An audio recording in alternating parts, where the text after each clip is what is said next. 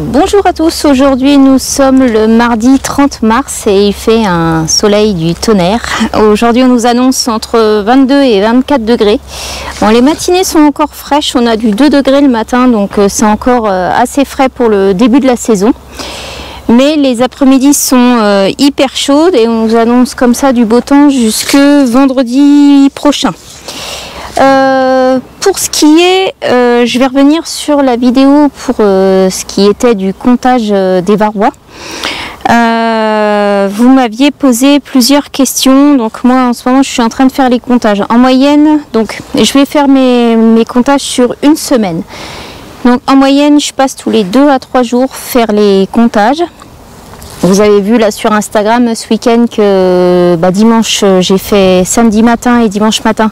J'ai fait des comptages pour justement pour celles que j'avais déjà, pour les langes que j'avais déjà posées vendredi. Pour l'instant, on n'a pas trop de tête à poux dans les ruchers. Ça va de 1 varrois par jour et encore c'est sur un rucher de 30 ruches, ça va être sur 2 ruches. Donc c'est pas énorme. Si je dois m'alarmer, c'est à plus de 3 varrois par jour. Si vraiment ça tombe à plus de 3 varrois par jour et tous les jours comme ça, là je vais devoir traiter. On a découvert hier une seule tête à poux sur un rucher. Bon, là c'est un rucher qui est encore assez gros en nombre de ruches. Il y a 50 ruches sur ce rucher là. On doit le dégrossir, on doit aller remettre des ruches ailleurs pour le début de la saison. Et sur une colonie, au bout de 2 jours, il y avait 30 varrois de tombés. Donc là, celle-ci, c'est sûr qu'elle va recevoir son traitement. Donc là, je vais traiter à l'Oxybi. Alors, vous étiez nombreux à me demander pourquoi je traitais à l'Oxybi. Tout simplement parce que le Varromed, en ce moment, il n'est pas disponible. Soi-disant qu'ils ont réquisitionné les usines pour faire du gel hydroalcoolique à la place du Varromed. Bon, ça prouve bien qu'au niveau de l'État, l'apiculture est la 5e roue du carrosse, hein, on compte pas vraiment, en fait on s'en fout. Si on a des problèmes de varroa et qu'on doit traiter tôt en saison, on arrête l'usine de Varromed et on se dit l'apiculture, hein, ça passera en dernier, il faut du gel hydroalcoolique pour le Covid. Bon, ça je suis bien d'accord, mais bon, il y a des choses qu'on peut pas mettre de côté comme ça. Enfin, après c'est que mon avis personnel, mais je trouve ça un petit peu dégueu de nous mettre de créer la pénurie au niveau du Varromed et qu'on ne puisse pas traiter justement au début de saison avec ça. Donc moi je vais devoir traiter à l'Oxybi. Je vais faire qu'un passage parce que l'Oxybi c'est recommandé comme ça. Ça aurait été le Varromed, j'aurais peut-être pu faire 3 passages pour à 1 semaine d'intervalle pour justement rabaisser la pression dans ces colonies-là. C'est tout, je vais faire de l'Oxybi et puis je vais le noter, puis après on verra bien ce que ça donnera. En tout cas, c'est des colonies qui vont être suivies. J'ai noté tout ça dans mon cahier d'élevage et au fil de la saison, je verrai bien où ça en est au niveau de la pression varroa. Vous m'aviez demandé aussi pourquoi je coupais mes planchers de ruches. Tout simplement parce que sur certains ruchers, je produis du pollen. Et il se trouve que ces ruches-là, l'année dernière, elles ont produit du pollen, pas cette année. Mais pour faire du pollen de saule, là où j'ai filmé, en fait, c'est un rucher qui est plus sur la plaine. Donc je ne vais pas faire du pollen de saule sur ce rucher-là. Je m'en vais plus sur les zones d'étang, là où il y a beaucoup de saules marceaux. Et c'est pour ça que sur certaines ruches, j'ai des planchers coupés. C'est pour pouvoir adapter ma trappe à pollen sur mon plancher. Voilà. En arrière-plan, là, vous voyez que on est dans un rucher en ce moment. Je vais vous montrer. On est en train de transvaser mes essaims hivernés actuellement. Pour leur faire un petit peu de place parce que là ça commence tout juste à mieller et chez nous il fait beau que depuis lundi en gros, donc ça fait que 2 jours et je pensais que ça allait démarrer plus fort que ça au niveau des températures et que ça allait continuer dans la durée, mais apparemment fin de semaine on nous annonce une baisse des températures. Donc c'est pour ça, vous inquiétez pas, pour ceux que j'ai promis d'embaucher pour poser les hausses, je sais qu'il y en a qui attendent. Mais bon, bah, vous aurez un petit coup de fil de ma part pour le jour où on commencera à poser les hausses, où je vous enverrai un petit message. Donc voilà. Tout ça pour vous dire que la saison démarre plus tardivement que les 2-3 dernières années. Je vois les 2-3 dernières années où ça commençait à la mi-mars. Et ben là, je pense qu'on va commencer la saison qu'à partir de début avril. Et ben, pour ramener à la normale, cette saison-ci, elle a un début de printemps normal, mais pas du tout précoce comme on a eu là les 2-3 dernières années. Les 2-3 dernières années, on a eu des saisons qui ont commencé au 8-15 mars.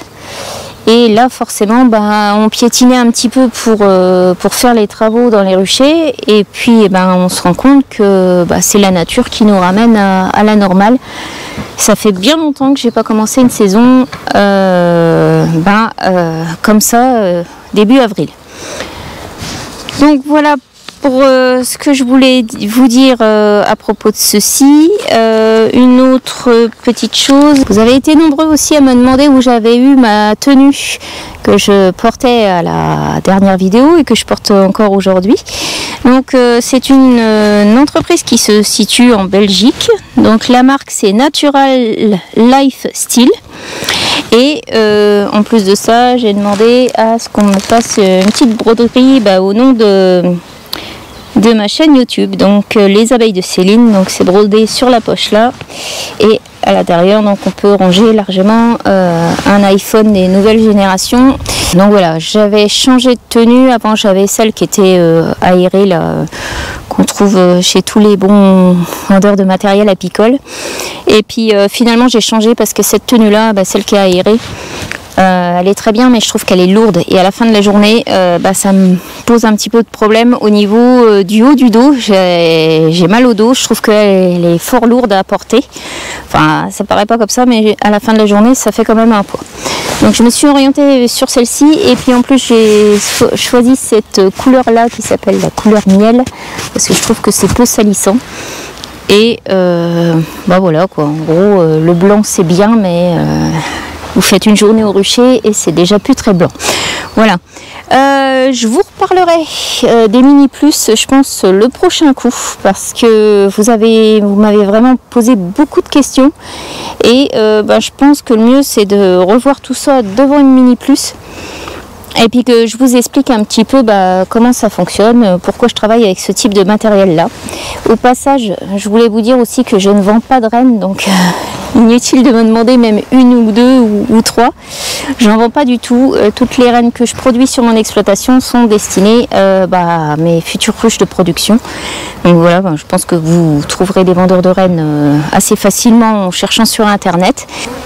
Voilà, donc j'ai remis le voile. On va se rendre au rucher là où Pauline et Théo sont actuellement en train de transvaser les essaims hivernés. Donc ces essaims là, je les ai produits en juin 2000, fin mai, début juin 2020.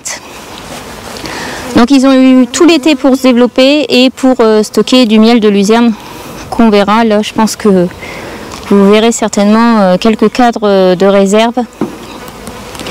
Et puis voilà, donc on va vous montrer ça. Et on va aller rejoindre Théo pour qu'il vous montre comment on transvase un essaim hiverné. C'est parti. Bon, alors Théo, tu vas nous expliquer ce que tu fais. Donc nous, on a préparé cet hiver les ruches. On leur a mis 4 cires gaufrées, donc 2 cires gaufrées de chaque côté. Et au milieu, on va venir placer l'essaim qui est sur 6 cadres ici. On va le remettre à l'intérieur de la ruche et remettre tous les câbles dans le sens qu'on les a pris dans la ruchette. Voilà, c'est parti. Vas-y Théo. J'explique aux abonnés. Voilà. T'expliques aux abonnés ce que tu fais. Dans un premier temps, on ouvre la ruche, on retire le nourrisseur qui est juste ici, et on le secoue si jamais il y a des abeilles dedans. Ensuite, on en retire et puis on râpe la tête des câbles pour retirer la cire Voilà. au-dessus. Ouais. Après, on commence à écarter les câbles. Donc, on en écarte un avant pour pouvoir prendre un câble, pour éviter d'écrabouiller les abeilles. Et après, on essaye de le sortir délicatement.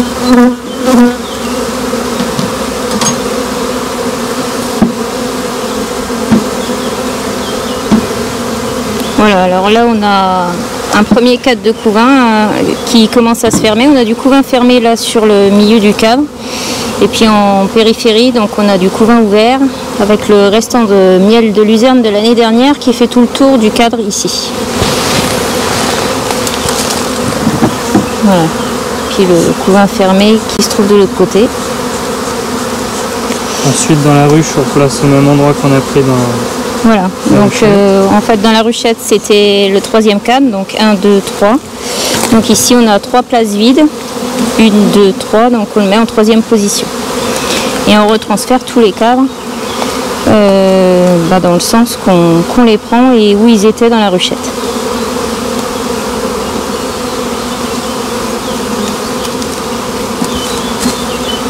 Donc là un deuxième beau cadre de couvain fermé.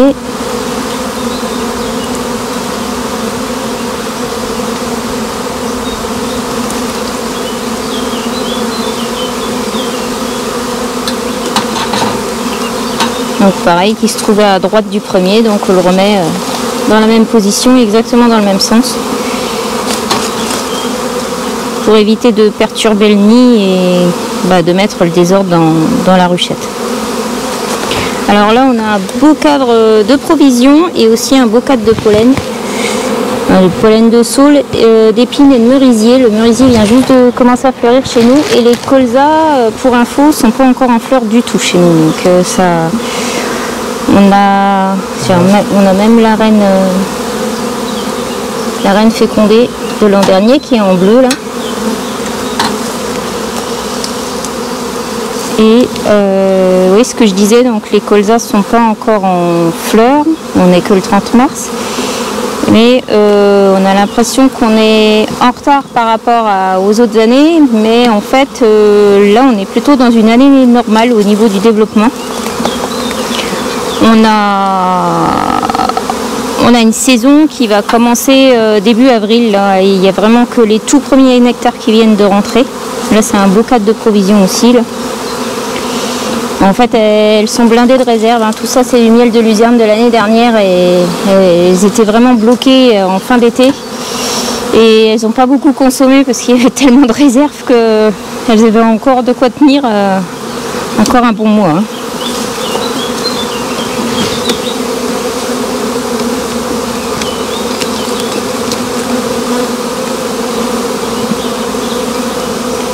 Donc là, c'est un cadre de couvain ouvert et un peu de réserve aussi. On voit les premiers nectars là qui brillent dans le fond de l'alvéole. Et puis tout ça c'est du couvain ouvert que la reine vient de pondre.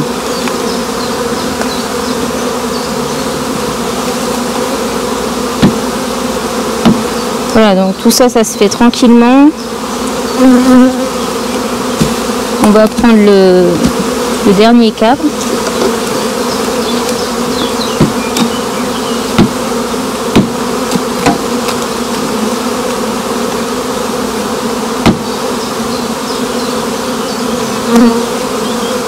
Voilà, et encore un beau cadre de provision. Et puis avec il y a un mâle, mais c'est pareil, le couvain de mâle, là on vient de voir dans les ruchettes, même dans nos ruches. Niveau développement, elles vont tout juste operculer le couvain de mâle. Donc on est, voilà, là, pour cette année, pour moi, on est dans une année normale, une année qui va commencer au mois d'avril. Alors que les autres années, les 2-3 ans en arrière, on commençait par un mois de mars, on commençait la saison à la mi-mars. Sauf que là, donc Théo tape la ruchette par terre pour tasser les abeilles dans le fond de la ruchette. Et ensuite, il va taper la ruchette sur le bord de la ruche. Voilà, pour faire descendre toutes les abeilles qui se trouvent encore dans le corps de la ruchette.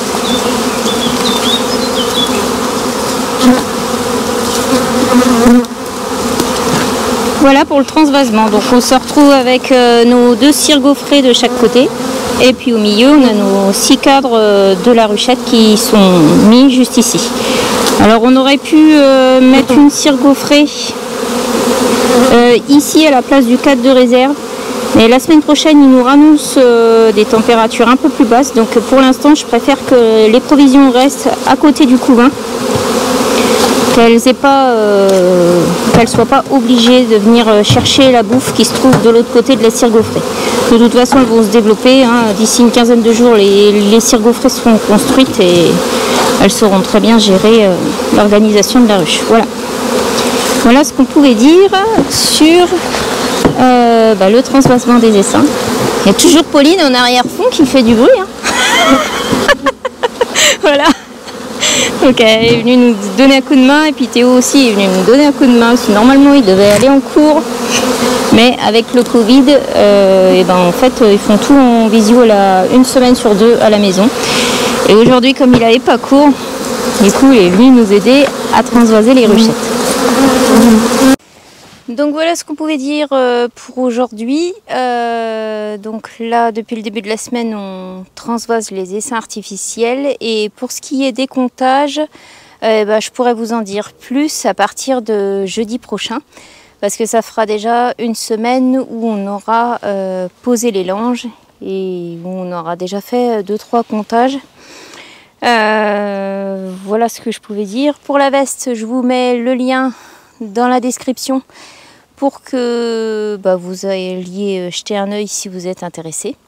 Et puis moi je vous dis en attendant à tout bientôt pour une prochaine vidéo. À ciao!